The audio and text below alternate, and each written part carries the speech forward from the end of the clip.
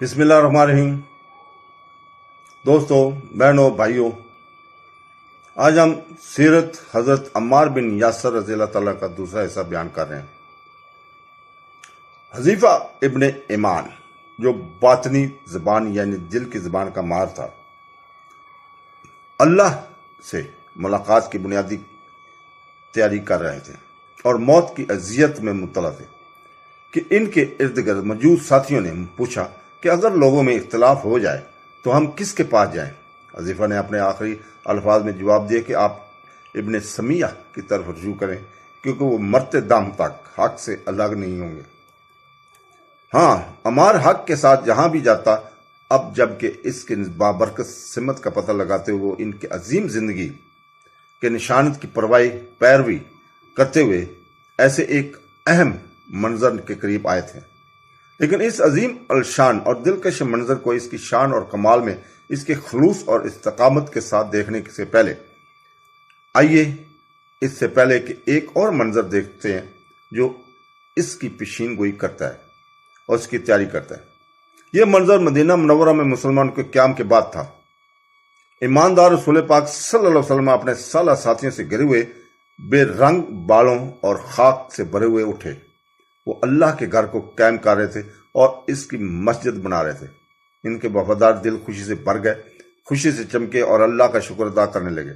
سب خوشی اور امید میں پتھر اٹھانے، مارٹر ملانے اور عمارت کو کھڑا کرنے کا کام کر رہے تھے۔ جہاں ایک ٹیم تھی، دوسری ٹیم وہاں تھی۔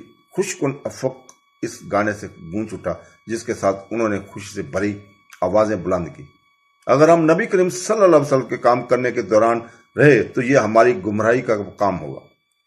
انہوں نے اسی انداز میں گایا۔ پھر ایک اور گیت میں ان کی آواز بلند ہوئی، اے اللہ، زندہ رہنا تو آخرت میں ہے، تو انصار و مہاجرین پر رحم فرما۔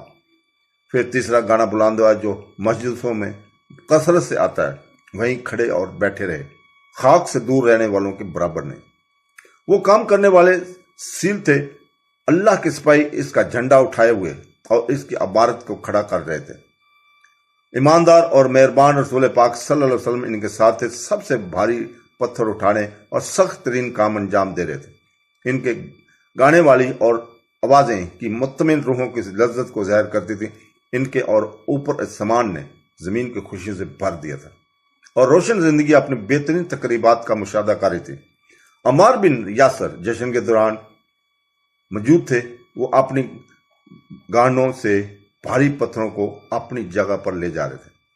جب ہدایت یافتہ رحمت للعالمین حضور پاک صلی اللہ علیہ وسلم نے انہیں دیکھا تو آپ صلی اللہ علیہ وسلم نے بہت ہمدردی وہ ان کے قریب آئے اور اپنے مہربان ہاتھ سے ان کے سر سے مٹی ہٹا دی۔ اللہ کے نور سے لبریز نظروں کے ساتھ آپ نے اپنے معصوم و وفادار چہرے پر غور کیا اور تمام صحابہ کے سامنے فرمایا، افسوس ابن سمیہ پر جو ظالم گروہ کے ہاتھوں مارا گیا۔ یہ پیشین گوئی ایک بار پھر دہرائی گئی جب عمار کے نیچے ایک دیوار گر گئی اور کچھ بھائیوں کے خیال تھا کہ وہ مر گیا۔ وہ رسول پاک صلی اللہ علیہ وسلم کو یہ خبر سن کر صدمہ پہنچا، لیکن رسول پاک صلی اللہ علیہ وسلم نے تسلی اور اعتماد کے ساتھ فرمایا، عمار مر گیا نہیں ہے، ظالم گروہ عمار کو قتل کر دے گا۔ یہ جماعت کون تھی اور کہاں کب؟ عمار نے پیشین گوئی کو اس انداز سے سنا ہے جس سے یہ ظاہر ہوتا تھا کہ وہ عظیم رسول کے ادارک کی حقیقت کو جانتے تھے۔ مسلمان ہونے کے بعد سے وہ دن رات ہر لمحہ موت اور شہادت کے منتظر رہتے تھے۔ دن اور سال گزرتے گئے، رسول پاک صلی اللہ علیہ وسلم سب سے بڑے صحابی کے پاس گئے۔ اس کے بعد ابو بکر رضی اللہ تعالیٰ عنہ اور پھر عمر رضی اللہ تعالیٰ عنہ بھی۔ عثمان بن عفان دو روشنی کا آدمی خلیفہ بنا۔ اسلام کے خلاف سازشیں آپ نے پوری کوشش کر رہی تھی، خیانت اور فتنہ کے ذریعے حاصل کرنے کی کوشش کر رہے تھے جو انہوں نے جنگ میں کھویا تھا۔ عمر رضی اللہ تعالیٰ عنہ کی موت ان سازشوں کی پہلی کامیابی تھی جو مدینہ منورہ پر ان ممالک کی طرف سے زہر کی ہوا کے جھونکے کے طور پر اڑائی گئی جن کی بادشاہت اور تخت اسلام نے تباہ کر دیا تھا۔ انہیں عمر کی شہادت نے اپنی کوشش جاری رکھنے کا لالچ دیا، چنانچہ انہوں نے اس کی پیروی کی اور بیشتر اسلامی ممالک میں فتنہ کو بیدار کیا۔ مزید برآں حضرت عثمان رضی اللہ تعالیٰ نے شاید اس معاملے پر وہ توجہ اور جواب نہ دیا جس کا وہ مستحق تھا، चुनाचे ये वाक़या हुआ और उस्मान रजी अल्लाह ताला शहीद हो गए और मुसलमानों पर फितना के दरवाजे खुल गए। मुआविया ने इस मामले में अपने हक और खिलाफत के लिए नए खलीफा हजरत अली रजी अल्लाह ताला अन्हु से लड़ना शुरू किया। सहाबा कराम के मुख्तलिफ मौक़िफ़ थे। इनमें से कुछ ने सारे मामले से हाथ धोए और इब्ने अमार के अल्फाज को अपने शार बनाकर घर चले गए। जो कहता है कि नमाज की तरफ आओ मैं जवाब दूंगा, जो कहता है कि कामयाबी की तरफ आओ मैं जवाब दूंगा, लेकिन जो कहता है कि अपने मुसलमान भाई को मारे और इसका माल लेने के लिए आओ मैं कहूंगा नहीं। कुछ मुसलमान मुआविया के तरफदार थे और कुछ हजरत अली के साथ थे, जिन्होंने मुसलमानों के खलीफा के तौर पर इनसे बैत का मुतालबा किया। आपके ख्याल में अम्मार कहाँ खड़ा होगा? वो शख्स कहाँ खड़ा होगा जिसके बारे में रसूल पाक सल्लल्लाहु अलैहि वसल्लम ने फरमाया था कि अम्मार की हिदायत पर चलो, और जो शख्स अम्मार की मुखालफत करेगा वो अल्लाह की मुखालफत करेगा। वो शख्स जो रसूल पाक सल्लल्लाहु अलैहि वसल्लम के घर के करीब पहुंचता तो कहता, खुश आमदीद मेहरबान आदमी, इसे अंदर आने की इजाजत दो। वो हजरत अली इब्ने अबी तालिब के साथ खड़े थे, एक मुतसब शख्स के तौर पर नहीं बल्कि हक के पासदारी करने वाले और अपने वादे की पासदारी करने वालों के तौर पर। हजरत अली रज़ी अल्लाह ताला अन्हु मुसलमानों के खलीफा थे और इसके रहनुमा होने की बैत करते थे, इसलिए खिलाफत ले ली और वो इसके लायक था। सबसे बढ़कर यह कि हजरत अली रज़ी अल्लाह ताला वो सफात थी जिन्होंने रसूल पाक सल्लल्लाहु अलैहि वसल्लम के नज़ीर हारून अलैहिस्सलाम की मूसा अलैहिस्सलाम के लिए जगह बनाई। हजरत अमार जिसने इस मार्के में जहां कहीं भी अपने मसीरत और हक के मालिक के साथ वफादारी की रोशन करने के लिए हमेशा हक की तरफ रजू किया। इस दिन हजरत अली की तरफ से मुतवज्जा हुए और इनके साथ खड़े रहे। अमार की बैत से हजरत अली रज़ी अल्लाह ताला बहुत खुश हुआ और यकीन किया कि वो अपने मुतालबे में हक पर जानिब है, क्योंकि अजीम आदमी हजरत अमार इब्ने यासर इनके पास आया और इसके साथ चला गया। सफीन की खौफनाक दिन आ पहुंचा। हजरत इमाम अली अलैहिस्सलाम इस संगीन बगावत का मुकाबला करने के लिए निकले जिसको इन्हें लगा कि इन्हें रोकना है। हजरत इमाम रज़ी अल्लाह ताला इसके साथ बाहर आए। इस वक्त इनकी उम्र 93 ईयर्स थी, 93 साल थी। तसव्वुर करें, एक 93 साल का आदमी लड़ने जा रहा है, ये सच है, जबकि वो मानता था कि लड़ना इसकी जिम्मेदारी और फर्ज है। दर हकीकत वो 30 साल के आदमी से ज्यादा मजबूत और बेहतर लड़ा। जब आप सल्लल्लाहु अलैहि वसल्लम ने अपने होंठों को हरकत दी तो इनको ये दुआ करने पर मजबूर किया कि मैं फितना से अल्लाह की पनाह मांगता हूं, मैं फितना से अल्लाह की पनाह चाहता हूं।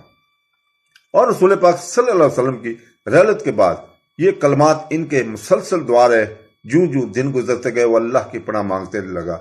गोया इसके पाक दिल ने आने वाले खतरे को दिन गुजरने के साथ साथ महसूस किया।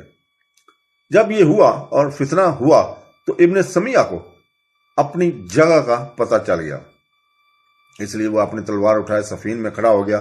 जो 93 साल का आदमी था इस हक की हमायत करने के लिए जिसका इनके ख्याल था कि इसकी हमायत की जाती है।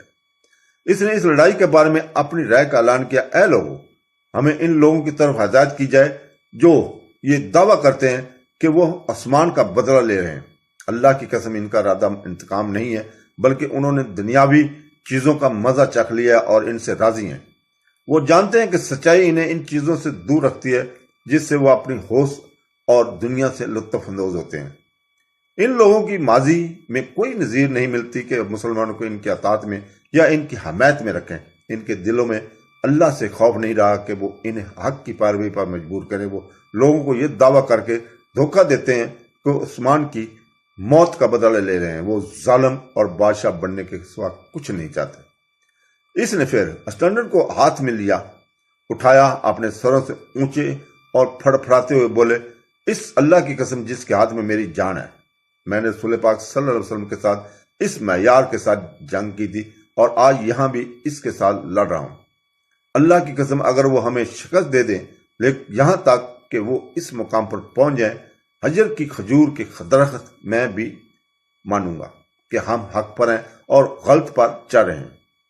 लोगों ने अमार की पैरवी की और इनकी बातों पर एतमाद किया। तो दोस्तों, अबू अब्दुर्रहमान सलमा रज़ी अल्लाह ताला ने बयान करते हैं कि हमने हजरत अली रज़ी अल्लाह ताला के साथ सफीन की जंग देखी और मैंने अमार रज़ी अल्लाह ताला को देखा। वो एक बार फिर भी नहीं जाते और ना ही एक बार इसकी वादियां, लेकिन असहाब मोहम्मद सल्लल्लाहु अलैहि वसल्लम इसकी पैरों بھی کریں گے، گویا وہ ان کا معیار تھا۔ جب عمار جنگ میں مصروف تھے تو انہیں معلوم تھا کہ وہ اس کے شہیدوں میں سے ہے۔ رسول پاک کی یہ پیشین گوئی کہ اس کی آنکھوں کے سامنے بڑے بڑے حروف میں روشن تھی کہ ظالم جماعت عمار کو قتل کر دے گی۔ اسی وجہ سے اس کی آواز جنگ کے افق پر درج ذیل دفن کے ساتھ گونج رہی تھی۔ آج میں عزیزوں محمد صلی اللہ علیہ وسلم اور ان کے ساتھیوں سے ملتا ہوں۔ اس کے بعد معاویہ کے مقام کی طرف ایک اونچ نیچ کی طرح دوڑتا اور اسے گھیر کر بلند آواز سے گاتا، ہم نے آپ کو اس کی پہنی وحی پر مارا، ہم آپ کو اس کی تشریح کے لیے دوبارہ مارتے ہیں، ایسا مارا جو کسی کی نظروں سے عزت نکال دیتے اور عاشق کو اپنی لڑکی سے ہٹاتا ہے، یا یہ حق کو اس کی اپنی جگہ پر بحال کرتا ہے۔ اس سے اس کا مطلب یہ تھا کہ سابق صحابہ رسول صلی اللہ علیہ وسلم عمار میں سے ایک تھے جنہوں نے ماضی میں بنی امیہ سے جنگ کی تھی، جن کی سربراہی ابو سفیان شریک کے معیار کو لے کر اور اس کے لشکر کی قیادت کر رہے تھے۔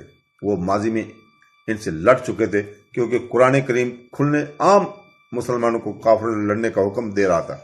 آج کی بات ہے، اگرچہ وہ مسلمان تھے اور قرآن نے ان سے لڑنے کا کھلم کھلا حکم نہیں دیا تھا، پھر بھی عمار کی تلاش حق اور قرآن کے اغراض و مقاصد کے بارے میں ان کی سمجھ نے انہیں لڑنے پر آمادہ کیا تاکہ غصب شدہ حق حاصل ہو جائے۔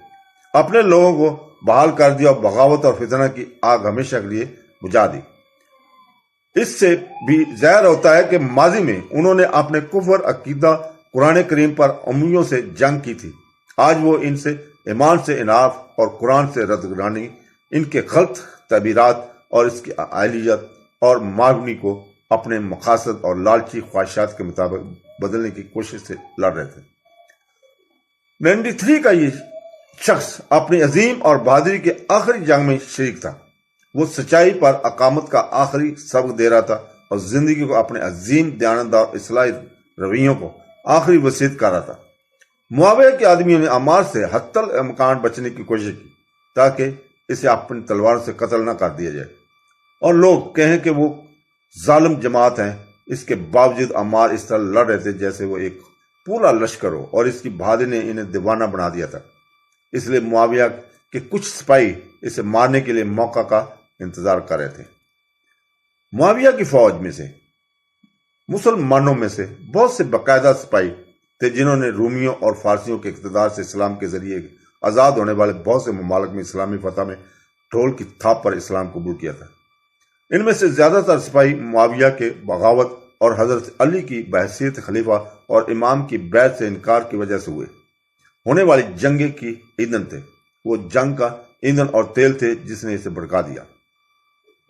اختلافات اپنی سنگینی کے باوجود پرامن طریقے سے ختم ہو سکتا تھا اگر معاملات ابتدائی مسلمانوں کے ساتھ رہتے، تاہم اس کی تشکیل جلد ہی نہیں ہوئی تھی کہ اسے بہت سے ایسے ہاتھوں نے اپنی گرفت میں لے لیا جنہوں نے اسلام کی تقدیر کی پرواہ نہیں کی، اور وہ اختلافات کو ہوا دیتے رہے۔ دوپہر کے وقت عمار کی موت کی خبر پھیل گئی اور مسلمان آپس میں رسول پاک صلی اللہ علیہ وسلم کی اس پیشین گوئی کو دہراتے چلے گئے جو عید کے دن تمام صحابہ کرام نے مسجد کی تعمیر کے دوران سنی تھی۔ افسوس ابن سمیہ کے قتل پر ظالم پارٹی۔ آپ لوگوں کو پتہ چل گیا تھا کہ ظالم جماعت کون ہے۔ اس نے عمار کو قتل کیا تھا کوئی اور نہیں بلکہ معاویہ کی جماعت تھی۔ حضرت علی کے اصحاب اس حقیقت کے زیادہ سے زیادہ قائل ہوتے گئے جہاں تک معاویہ کی جماعت کا تعلق ہے تو ان کے دل مشتبہ ہو گئے اور کچھ بغاوت کرنے اور حضرت علی کی طرف رجوع کرنے کے لیے تیار ہو گئے۔ معاویہ نے جیسے ہی اس واقعے کی خبر سنی تو وہ لوگوں کے سامنے یہ اعلان کرتے ہوئے باہر نکلے کہ پیشین گوئی صحیح ہے اور رسول پاک صلی اللہ علیہ وسلم نے واقعی یہ پیشین گوئی کر دی تھی کہ عمار کو ظالم جماعت کے ہاتھوں قتل کیا جائے گا۔